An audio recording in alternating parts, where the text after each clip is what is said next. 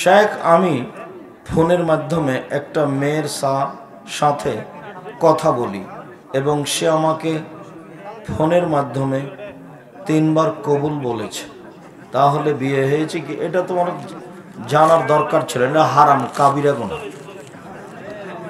বিবাহ হয়নি, ধর্মকে পাগল মনে করো না। তুমি একটা নোংরা শ্রেণীর ছেলে, ইতর শ্রেণীর ছেলে। ভালো হোক, তওবা করে জিন্দগিতে এই জিজ্ঞাসা আর করবো না কখনো।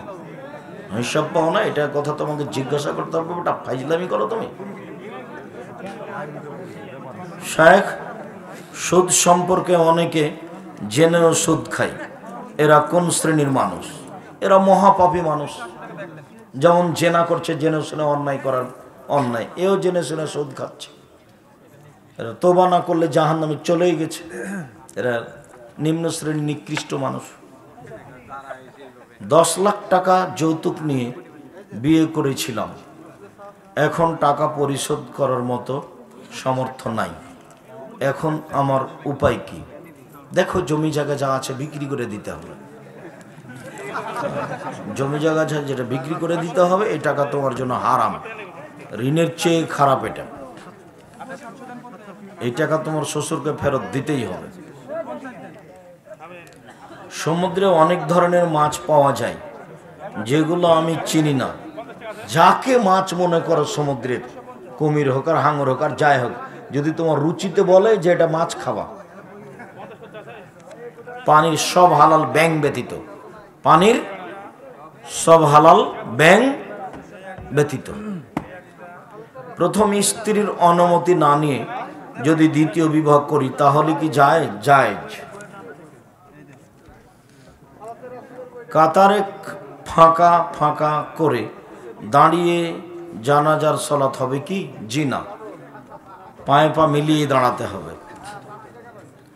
যদি মানুষ মারা যায়, প্রতিবেশী 3 দিনকার খাবার না দেয়, সেক্ষেত্রে কি মৃত বাড়ির লোক না খেয়ে থাকবে? তা থাকবে কেন?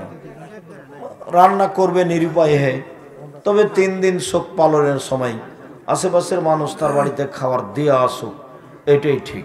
যদি ওরকম ব্যবস্থা না থাকে, রান্না করে প্রবলেম আছে ওস্তাদজি। করোনার পূর্বে হজের জন্য 2 জনের জন্য 7 লক্ষ টাকা জমা ছিল, কিন্তু এখন হজ করতে 14 লক্ষ টাকা লাগবে। 2 বছর বন্ধ ছিল, এখন হজ করতে 14 লক্ষ টাকা লাগবে। সেটা কি এখন কি করবে? উমরা করলে কি এটা হবে? না না, উমরা করে হবে না। এখন 14 লক্ষ টাকাই দিবে, আনালে টাকা উঠিয়ে নিক।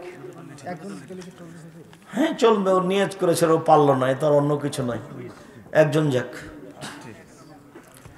বিয়ের সময় কন্যার দেন মোহরানা বাকি রেখে বিবাহ পড়ানো হয় এবং কাবিনে দেন মোহরানা অনেক বেশি করে তোলা হয়। এটা তো একটা নোংরামি প্রথা দেশে দেখা দিয়েছে।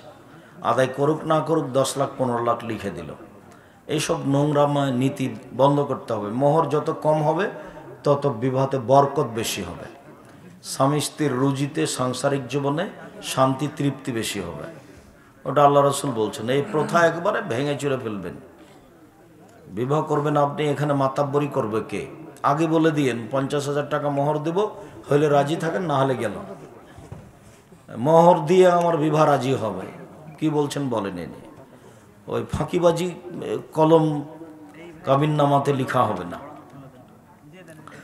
কাফের এবং মুশরিকের জবেকৃত পশুর গোস্ত খাওয়া যাবে কি? জি না। কাফের বলতে যারা অমুসলিম, যারা হিন্দু, যারা ইহুদি খ্রিস্টান, যারা হিন্দু, এদের জবে করা প্রাণী খাওয়া যাবে না। ওদের বাড়িতে খাওয়া যাবে প্রয়োজনে, ওদের রান্না খাওয়া যাবে, কিন্তু ওদের জবে খাওয়া যাবে না। ছেলেরা হাতে মেহেদি লাগাতে পারবে? জি না। ছেলেদের হাতে মেহেদি লাগা হারাম, আর মেয়েরা হাতে মেহেদি লাগাতে বাধ্য, লাগাতেই হবে।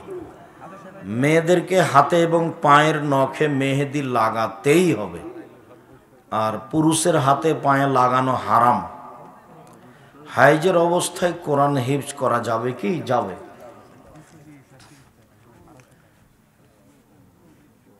কেরামান কাতেবিন কি শুধু মুসলিমদের সাথেই থাকে নাকি অমুসলিমদের সাথে থাকে?